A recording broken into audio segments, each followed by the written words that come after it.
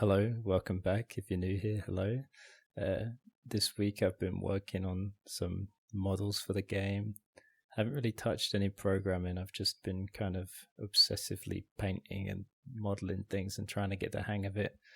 This was one of the earlier models I did, so it's not as great as I wanted it to be, but I think it turned out okay.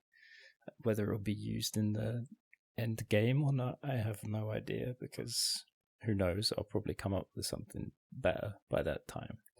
But it was nice to get to learn to use the texture painting feature of Blender anyway. So this is one of my next attempts. I was kind of happy with it. I liked the job I did on the shading and stuff, but it did look kind of cartoony to me. So I wasn't really happy with it. Like, I wanted it to look more, I don't know. I can't obviously do like something super realistic, but something more proportionally realistic at least.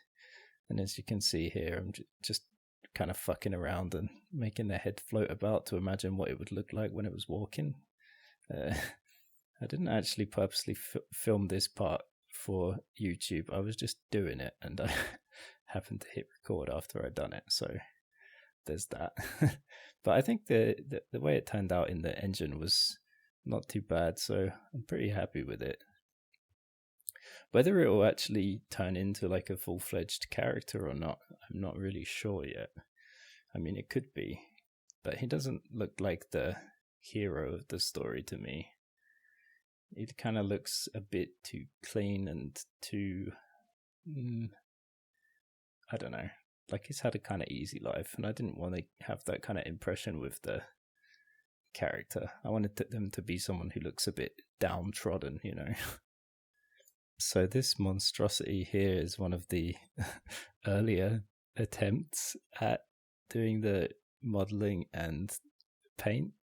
And I mean, I'm kind of embarrassed to show you guys this, but I'm just going to show you because I think I got better in the end. But I mean, if you've ever done something like this, don't worry about it, because if you just do it again, it will probably look better. He kind of looks like he should end up being one of the enemies in the game, to be honest, because that freaks me out even more than the monster I made does. So this was the latest model that I did. The body is pretty much placeholder right now, but I've spent quite a few hours getting the head to a place where I want it to be. It's still actually not exactly how I want it, so I'm probably going to be doing a lot more fiddling, but for now it works for placeholder. So yeah. Again, he kind of looks very clean and suave, so I don't know if he'd work for a main character in the context of the game I'm doing, but it could be an interesting side character maybe. I haven't seen many beards in these old kind of survival horror games other than Barry Burton maybe, but I'm probably missing a few. So yeah, I was quite happy with how this turned out, but I think maybe I'm overdoing it a bit with the detail, because once they're rendered in the game, like, the resolution's going to be so small that it'll be pretty hard to notice any of this detail anyway. But I think it's nice to try and build from something detailed, and then, you know, and then hopefully it will still look good once it's squashed into the lower resolution.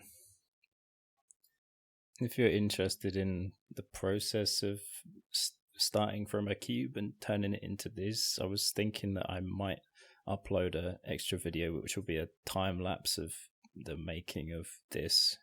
Just leave a comment if you'd like to see that. I also had a go with this little three-legged spider eye thing, which was kind of a cool idea I had in my head. It's not exactly the most original. I'm pretty sure I've seen something like this in something before. I just can't think of what. I added a little grey patch in the eye in the middle to make it look like he has a cataract or something. So it'd be just kind of funny if an enemy who's all about having a giant eye is blind.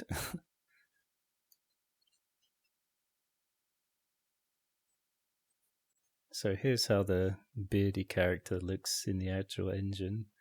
I think it turned out pretty well.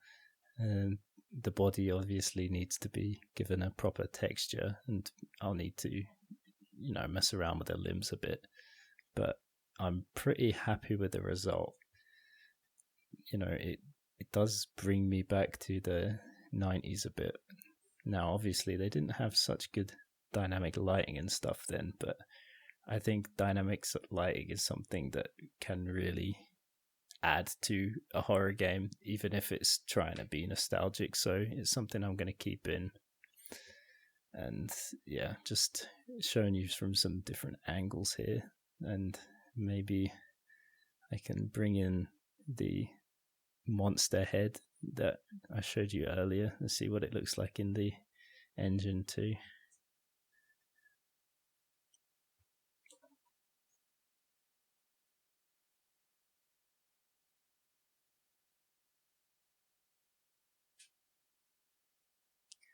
Okay, so here comes the monster head. Call it a zombie or whatever you want.